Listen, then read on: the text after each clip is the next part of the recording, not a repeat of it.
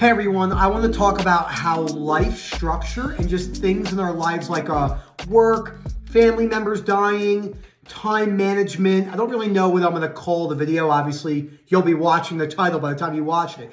But I do want to talk about the concepts of feeling overwhelmed by just life. And then obviously when your nerves are so sensitized and you've been anxious for so long, how even the littlest mishap in a structure in your life, your kid's getting sick, it feels 10x of that. So let's say, your kid falls down and breaks her arm. If you don't have OCD, you're like, ah, shit, the money, the cost, everything, blah, blah, blah, depending on where you live and all the other stuff. But when that happens, when you're going through OCD recovery, it's an extra layer of, oh my gosh. So before I go any further, please subscribe, hit that like button down below. Like I always said, direct message Phil. We can get you in. That WhatsApp service to connect is great. The webinars have been amazing. They're growing really fast. The Tuesday one was 80 people for fear, questions and answers. If you have not been to a webinar, they are a lot of fun. A lot of the mods speak. I run a lot of them with Momin. Sam's been coming in. Phil will drop in. Rob from time to time. It's great. So let's go through a list of the things that I believed I couldn't handle, right? So the belief, the irrational belief that we all hold. And again, the reason why I will take out pen and paper is to show you how important this is to do this on paper and to do the exercises from the book on paper. So the belief is I cannot handle any more stress in my life. So I cannot handle anything else, for simplicity. That anything else is anything in your life, anything else that adds or creates extra stress. And then this is where low frustration tolerance comes into, even non-sufferers, the fear of being burned out, etc. Burnout, primarily not as real as people believe. Can you be burned out? Of course. It's just not as, I don't want to use the word real, it's not as problematic. Being tired and being exhausted isn't nearly as problematic as your belief system on being tired and being exhausted. That's the best way to say. And we get a lot of kickback on that. But once you break that belief down, we're not saying you have to sleep 4 hours a day. We're not like some of those crazy YouTuber gurus who are like, you have to wake up at 4 a.m. You don't have to do anything like that. So I can't handle anything else. So these are the things that if anything went wrong in this, I deemed as horrible or too much. So anything to do with work, okay?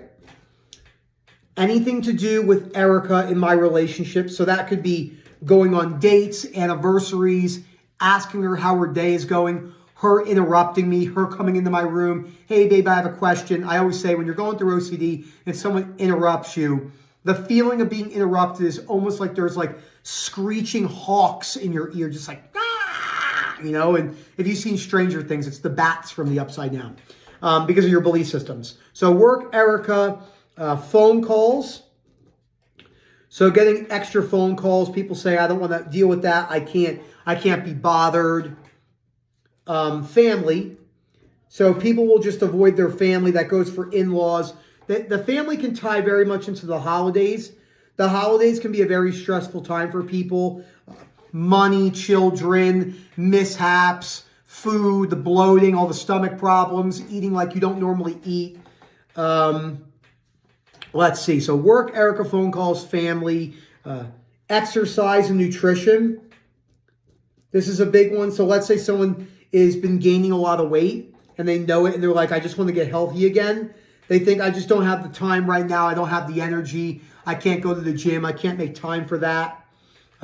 Anything to do with reading. So I hear that all the time as well. I can't read. I don't have the time. I'm too tired. I'm actually going to put this. That's one of the big ones, right, that we hear is too tired. Let's see. Like really any other obligations in your life. I mean, like little annoyances. Like Momin talks about going to the bank. That's a big one. Going to the bank. Going to like home improvement stores. Like we have Home Depot and Lowe's in America. You guys have their own home improvement. Maybe you have to do some painting in your house, grocery shopping. You're basically thinking, yeah, Nick, my entire life. So grocery shopping, etc. And I'll show you guys all the stuff I wrote down. So these are kind of like all the things right here that I was affected. Remember, it's I can't handle anything else. I'm too tired. It's too hard. Right? These are all the statements that we tell ourselves. And all of these statements, no matter what people call them, I've heard people like Erica calls them the dark wolf versus the light wolf, which is a great analogy. No matter what you phrase it or how you spin it, it all comes down to low frustration tolerance. It's strictly low frustration tolerance and poor belief systems. So what I had to do was and obviously I'll go through, once I'm done writing this out, I'll go through and show you how I use the book to break a lot of this down. And then this is primarily behavioral. So we'll put like recovery insights when it comes to all of these things. Okay. Now, it's very simplistic. Almost tore the paper. It's very simplistic, but it's actually very hard to apply. So number one is no avoidance. So you still have to keep up with all these things. You still have to go to the grocery store. You still want to go to your exercising. You still, hygiene. Oh, let me add that one. Let me start that one. I always forget I before E except after C. So hygiene too. So brushing your teeth, flossing. So no avoidance. Okay.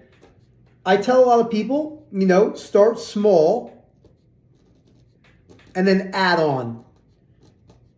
If you looked at kind of the way I live my life right now, it would be very overwhelming for most people. OCD sufferers or not. 99% of people on the planet Earth right now would be very overwhelmed by the way I live my life. I work incredibly long hours every day, most days of the week. If I'm not working, I'm either spending time with Erica or I'm hiking, I'm exercising, I'm reading, I'm learning, I'm educating myself. It's just what I like to do. It's not uncommon for me. Like Thursdays are usually the longest days of the week for me. My first calls are at 5 a.m. and usually my last things are at 8 or 9 o'clock at night. And it goes all the way throughout the day. And I have lots of obligations, which I'll tell you how I train myself. It's like building a muscle. So starting small. Okay, then no avoidance. This is a really important one. Decreasing complaining. So you really have to drop, and that goes directly into these words and these phrases. It's too hard. I'm too tired. You'll never hear me say those. It doesn't mean I don't feel tired and I don't think it's hard. I just don't see a reason in saying those because the pro-cons list. Everything in life is primarily a pros-cons list. Okay? Going out, getting hammered with my friends once a year in Miami. Okay?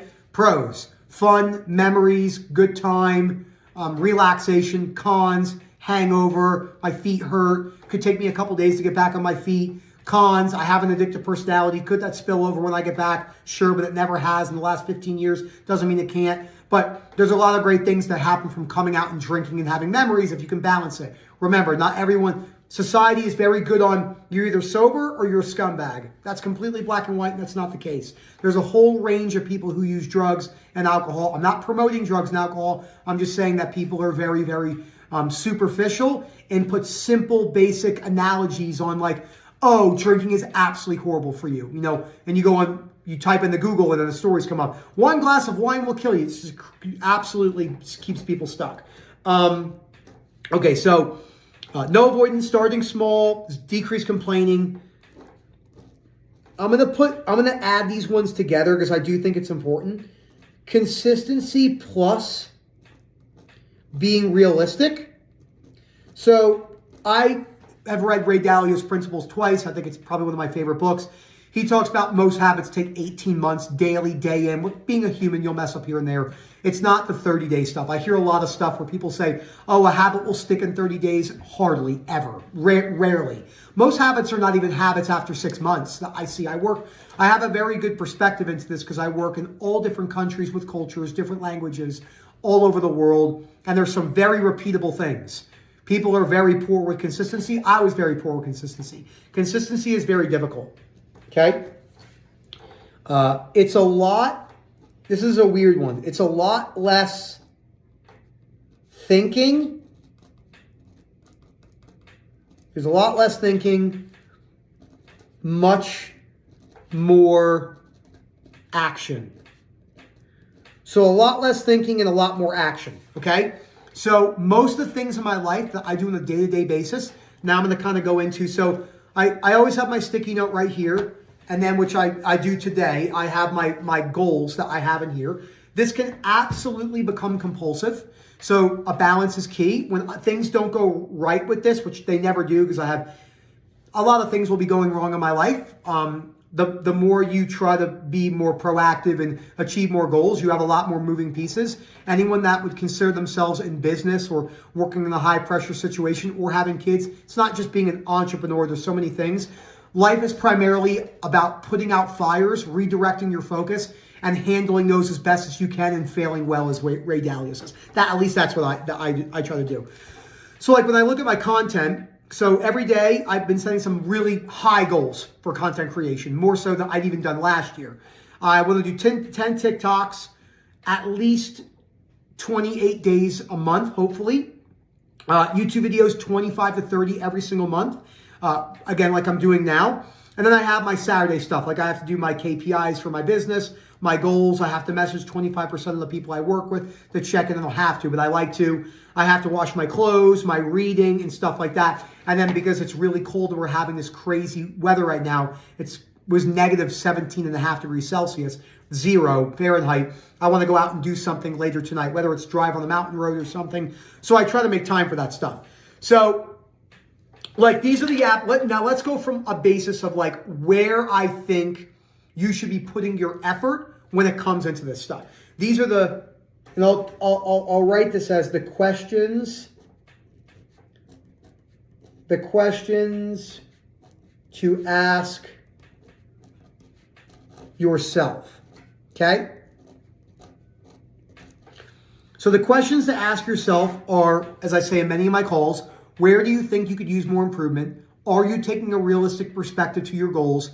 Where do you think your beliefs could need work, okay? So let's start with absolute basics. I know it's repetitive. I've been going over this a lot recently, but I've been getting a lot of people to ask me because these things feel like you're building the fucking pyramids of Giza when you're going through OCD recovery, okay? Basic. Okay. No snoozing. Now, everything I'm about to talk about, you're a human, I understand. You're never going to not snooze again. I snooze, every once in a while. I'm just saying for the grand scheme of it. So no snoozing, okay? You would be surprised how many people don't do this stuff. Okay, brush teeth, 2x plus floss. Okay?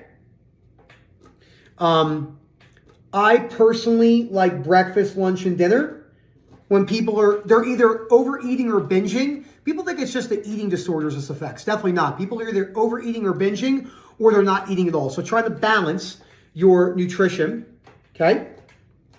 Working on portion control. You don't have to cut any foods out. I understand some people have severe autoimmune conditions, celiacs, Crohn's, etc. I have psoriasis, so I have an autoimmune condition, but I don't, there's certain things that upset my stomach more than others, but it is what it is, and I enjoy my life. Exercise, that includes resistance training or some sort of being outside and doing cardio. So exercise, plus cardio. Okay. Reading. Okay. Checking in on your spouse, asking your spouse how her day is going, telling them that you love them, even when you feel disgust, even with all the symptoms of OCD. So, I'll just write this as, spouse, not forcing feelings. Work. Are you working? Are you working part-time? Do you want to go back to work? These are the things, if these are all out of whack, there's a 0% chance you're going to accept yourself being a serial killer. It's not going to happen. It's not going to happen. You're not going to be able to apply acceptance to your worst case scenario and understand acceptance doesn't mean agreement if these things. So what happens is everyone always jumps to, why can't I accept? Right?